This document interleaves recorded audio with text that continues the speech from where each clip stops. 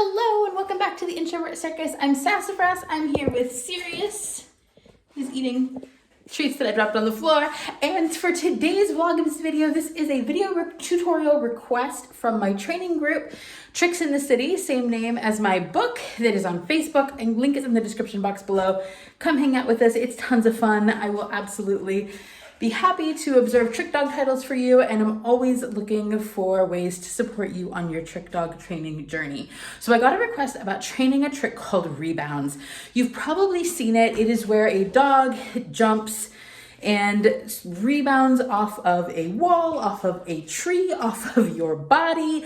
It's a really impressive looking trick. It is a trick that is very, when it is performed in its full capacity, incredibly high impact. So it's a trick you want to be thoughtful about, depending on your dog's orthopedic health.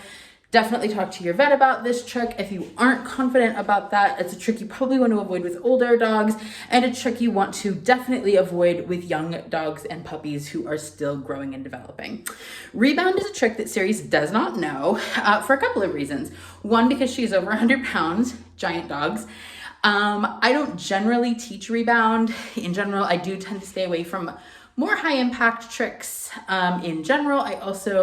It is not a trick that I would want her doing on my body, quite frankly, because she is a giant dog, and also because she's had both of her knees replaced. So we don't do a lot of super high impact, full level tricks, but the beginning steps of this trick are really fun, and I do like to teach her confidence building things using her body in different ways. And again, she is orthopedically cleared to do any sport. I'm just extra careful. So I'm going to show you the beginning steps for how I teach this trick. I'm not going to go through sort of the more advanced steps, but I will walk you through what that would look like. It's just not something I'm going to do with my dog. And that's something important to always think about. Is a trick you're interested in something that you want to do? Is it something your dog wants to do? Is it something your dog is capable of doing?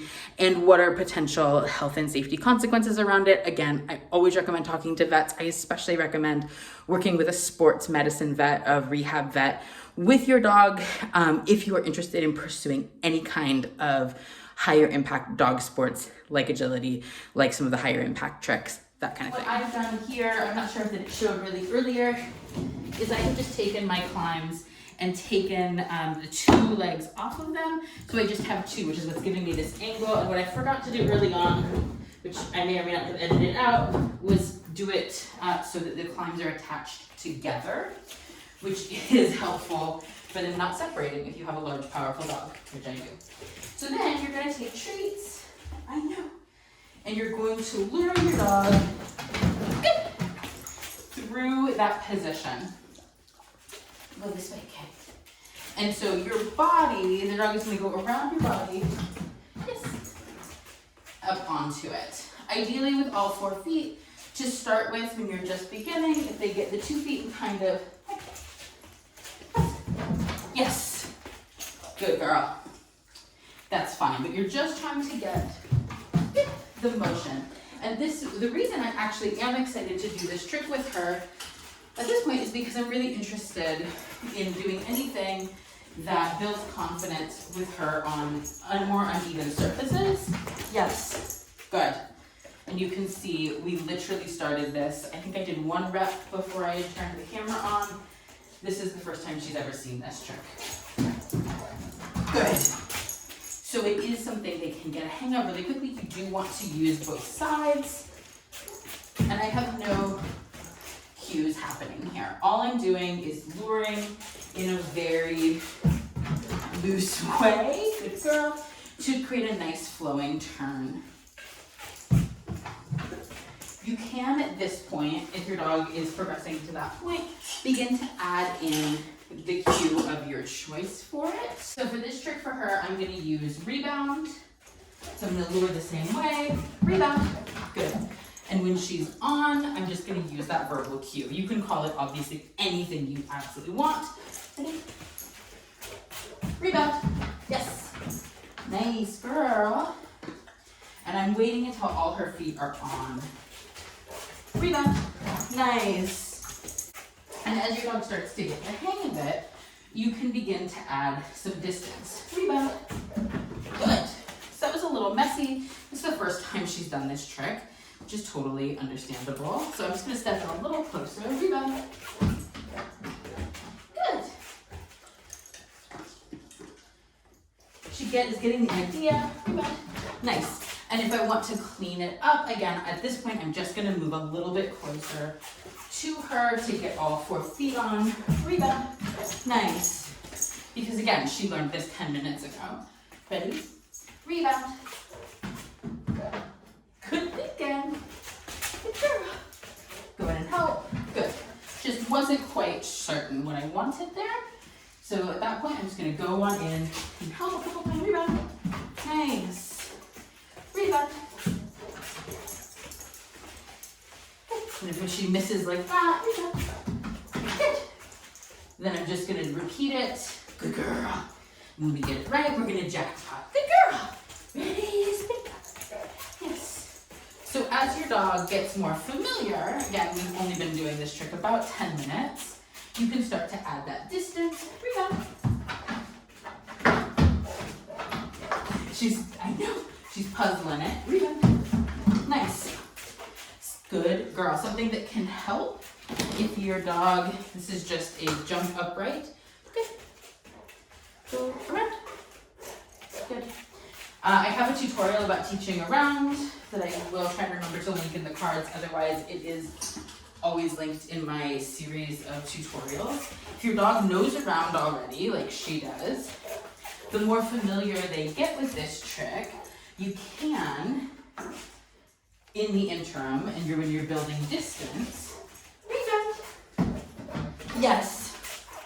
Add in a physical barrier like that to reinforce, rebound. Yes, that you want them to go around as you're building distance. Good. Rebound. Nice. Which can really, really help to get that positioning you want. Rebound. Good.